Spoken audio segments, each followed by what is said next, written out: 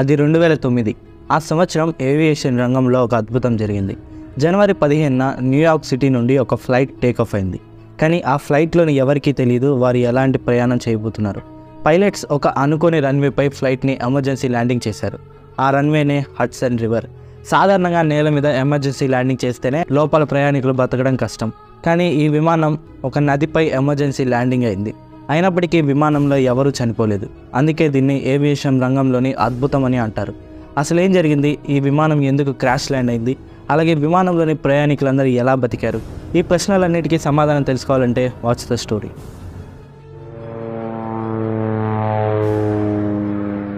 అది 2009 జనవరి 15. US Airways flight 1549 న్యూయార్క్లోని లగార్డియా airport నుండి take off అయింది. ఈ ఫ్లైట్ వెళ్తుంది నార్త్ క్యారోలినాలోని డౌగ్లాస్ ఎయిర్పోర్ట్కి. ఇది ఒక రొటీన్ ఫ్లైట్. అది ఎయిర్బస్ A320 విమానం. ఈ ప్రయాణానికి కెప్టెన్ 57 ఏళ్ల చెల్సీ సలెన్బర్గర్. ఈయన ఎంతో అనుభవజ్ఞుడైన పైలట్. ఏవియేషన్ సేఫ్టీలో ఈయన ఎక్స్పర్ట్. అంతేకాదు ఈయన ఒక గ్లైడర్ పైలట్ కూడా. సివిల్ ఏవియేషన్లో జాయిన్ అవ్వకముందు ఈయన యుఎస్ ఎయిర్ ఫోర్స్లో ఫైటర్ పైలట్గా పనిచేశారు. ఈయనకు విమానం నడపడంలో 19,000 గంటల అనుభవం ఉంది. అంతేకాదు ఈ ఎయిర్బస్ A320 నడపడంలో 5,000 గంటల అనుభవం ఉంది. అలాగే ఈయనతో పాటు ఫస్ట్ ఆఫీసర్ 42 ఏళ్ల జెఫరీ స్కైల్స్. ఈయన కూడా ఎంతో అనుభవజ్ఞుడైన పైలట్. ఈయనకు 1,500 గంటల ఫ్లైట్ ఎక్స్పీరియన్స్ ఉంది. ఆ రోజు విమానంలో 150 మంది ప్రయాణికులు అలాగే 3 క్యాబిన్ సిబ్బంది ఉన్నారు. మొత్తం ఈ ఫ్లైట్లో ఆ రోజు 155 మంది ఉన్నారు. ఎయిర్పోర్ట్లో టేకాఫ్కి ముందు ఫ్లైట్కి ఫ్యూయల్ ఫిల్ చేసి చెకింగ్స్ చేశారు. బట్ టేకాఫ్కి ముందు ఫ్లైట్లో ఎలాంటి టెక్నికల్ ప్రాబ్లమ్స్ లేవు.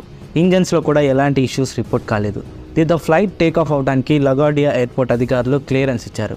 అలా మధ్యాహ్నం 3:24 ఫ్లైట్ టేకాఫ్ అయింది. ఫ్లైట్లోని అన్ని సిస్టమ్స్ బాగానే పనిచేస్తున్నాయి. ఫ్లైట్లో ఎలాంటి ఇబ్బంది లేదు. అంతేకాదు వాతావరణం కూడా బాగానే ఉంది. అలా ప్రయాణిస్తుంది ఈ ఫ్లైట్ టేకాఫ్ అయిన వెంటనే పైలట్స్కి కాక్పిట్లో నుండి హడ్సన్ రివర్ కనిపించింది. ఆ పెద్ద పెద్ద భవనాల మధ్య ఆ నది చూడటానికి చాలా బాగుంది. బట్ ఆ పైలట్స్కి అప్పుడే తెలీదు ఆ హడ్సన్ రివరే తర్వాత వారు బతికి బయటపడతారు అనే నిరీక్షణ ఇచ్చింది. ఆ ఫ్లైట్ టేకాఫ్ తర్వాత 2 నిమిషాల పాటు అంతా బాగానే ఉంది. కెప్టెన్ సలెన్బర్గర్ గత 40 ఏళ్ళుగా ఈ దారిలో చాలాసార్లు ప్రయాణించాడు. దీంతో అన్నీ ఎప్పట్లోనే నార్మల్గా అనిపించాయి. విమానం టేకాఫ్ అయిన 2 నిమిషాల వరకు పైలట్స్ ఫ్లైట్ని పైకి తీసుకెళ్తూ ఉన్నారు. అలా ఫ్లైట్ ఆల్టిట్యూడ్ పెరుగుతూ ఉంది. ఆ సమయంలో ఒక్కసారిగా పెద్ద శబ్దం వచ్చి ఫ్లైట్ లైట్గా ఊగిపోయింది. ఒక్కసారిగా ఏం జరిగిందో ఎవరికీ అర్థం కాలేదు. ఏం జరిగిందో చూసి పైలట్స్ ఒక్కసారిగా షాక్ అయ్యారు. ఫ్లైట్ వేగంగా అటుగా వెళ్తున్న కెనేడియన్ గీస్ పక్షుల గుంపుకు తగిలింది. తగిలిన వెంటనే ఈ పక్షులు ఫ్లైట్ ఇంజన్స్లో పడి ఫ్లైట్ ఇంజన్స్లోని ఫ్యాన్స్ బాగా డ్యామేజ్ అయిపోయాయి. ఇంజన్లో ఫ్యాన్స్తో పాటు చాలా భాగాలు ఈ పక్షుల వల్ల డ్యామేజ్ అయ్యాయి. సాధారణంగా చిన్న పక్షులను ఢీకొన్నప్పుడే విమానాలు చాలా డ్యామేజ్ అవుతాయి. అలాగే ఫ్లైట్ని వెంటనే ఎమర్జెన్సీ ల్యాండింగ్ చేస్తారు. బట్ గీస్ పెద్దగా ఉంటాయి. అలాగే ఆ సమయంలో విమానం గంటకి 300 కిలోమీటర్ల వేగంతో ప్రయాణిస్తుంది. దీనివల్ల ఫ్లైట్ ఇంజన్స్కి జరిగే డ్యామేజ్ మరింత ఎక్కువైంది. ఆ సమయంలో విమానం కేవలం 800 మీటర్ల ఎత్తులో మాత్రమే ఉంది. ఆ సంఘటన జరిగిన వెంటనే ఇంజన్స్ నుండి పెద్ద పెద్ద శబ్దాలు వచ్చాయి. క్యాబిన్లోని ప్రయాణికులందరూ ఈ శబ్దాలను విని ఒక్కసారిగా ఉలిక్కిపడ్డారు.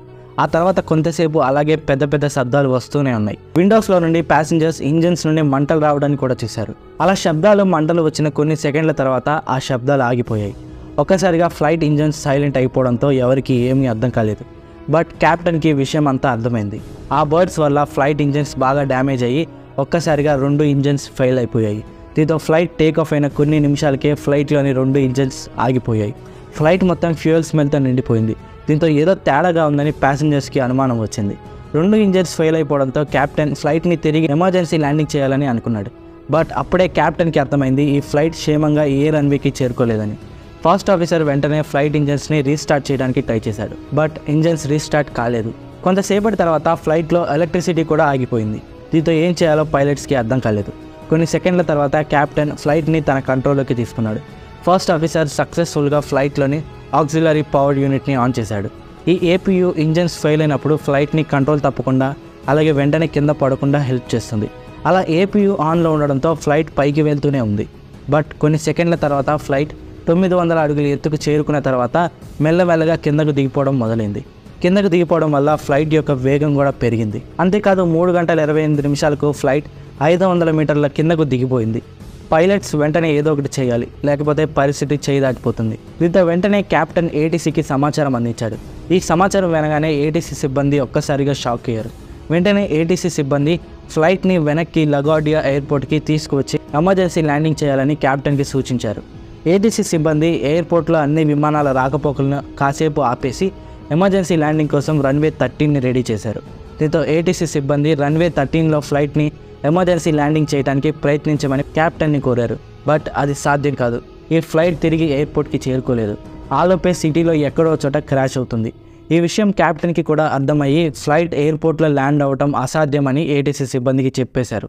దీంతో దగ్గరలో ఎక్కడైనా ఎమర్జెన్సీ ల్యాండింగ్ చేయాలని పైలట్స్ అనుకున్నారు. బట్ కింద అంతా న్యూయార్క్ నగరం ఉంది. ఎక్కడ ల్యాండింగ్ చేయడానికి ప్లేస్ ఉండదు.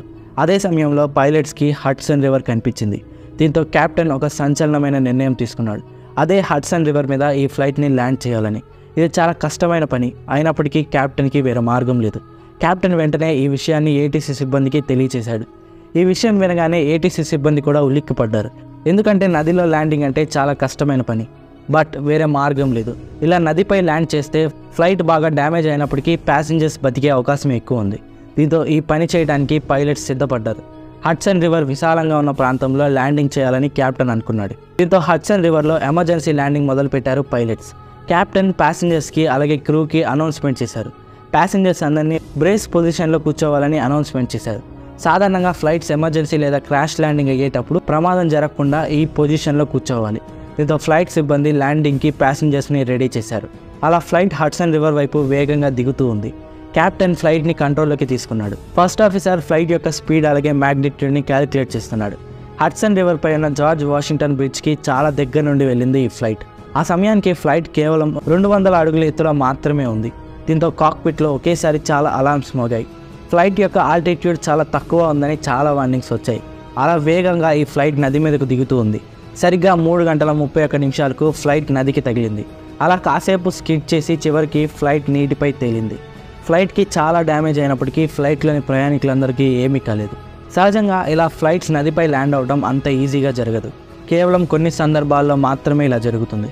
దీంతో ఈ ఫ్లైట్ ల్యాండ్ అవడంతో ఇది ఒక అద్భుతం అని అందరూ అనుకున్నారు. అలా ఈ ఫ్లైట్ నదిపై తేలుతూ ఉంది. వెంటనే ఫ్లైట్ సిబ్బంది ఎమర్జెన్సీ డోర్స్ ఓపెన్ చేసి ఫ్లైట్లోని ప్యాసింజర్స్ అందరినీ బయటకు పంపించడం మొదలుపెట్టారు. ఫ్లైట్ ల్యాండ్ అవ్వకముందే ఏటీసీ సిబ్బంది ఫ్లైట్ హడ్సన్ నదిలో ల్యాండ్ అవ్వబోతుందని కోస్ట్ గార్డ్కి సమాచారం అందించారు. దీంతో వెంటనే అప్రమత్తమైన కోస్ట్ గార్డ్ సిబ్బంది హుటాహుటిన బయలుదేరి అక్కడికి చేరుకున్నారు. ఫ్లైట్ ల్యాండ్ అయిన తర్వాత కేవలం 4 నిమిషాల్లోనే కోస్ట్ గార్డ్ సిబ్బంది అక్కడికి చేరుకున్నారు. వెంటనే కోస్ట్ గార్డ్ సిబ్బంది ఫ్లైట్లోని ప్యాసింజర్స్ను బయటకు తేవడం మొదలుపెట్టారు. అలాగే అప్పటికే బయటకు దూకేసిన వారిని లైఫ్ బోట్స్లోకి ఎక్కించుకున్నారు. కోస్ట్ గార్డ్ సిబ్బంది అలాగే ఫ్లైట్ సిబ్బంది సహకారంతో ఫ్లైట్లోకి నీరు వచ్చేలోపే అందరినీ లైఫ్ బోట్స్లోకి ఎక్కించారు. ఆ సమయంలో నదిలోని నీరు చాలా చల్లగా ఉండడంతో కొంతమంది ప్యాసింజర్స్ హైపోథర్మియాకి గురయ్యారు. 3:35 సక్సెస్ఫుల్గా 155 మందిని రక్షించారు.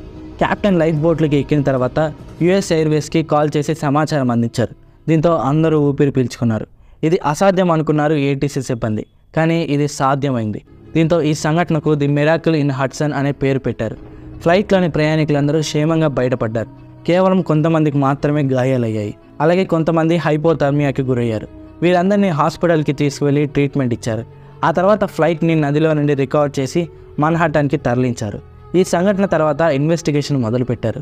ఆ ఇన్వెస్టిగేషన్లో బర్డ్స్ వేగంగా ఇంజన్స్లో తగలడం వల్లే ఇంత ప్రమాదం జరిగిందని నిర్ధారించారు. అంతేకాదు ఫ్లైట్ ఇంజన్స్ ఫెయిల్ అయిన వెంటనే ఫ్లైట్ ఎయిర్పోర్ట్ వరకు చేరుకునే అవకాశం ఉందా లేదా అని ఇన్వెస్టిగేషన్ చేశారు.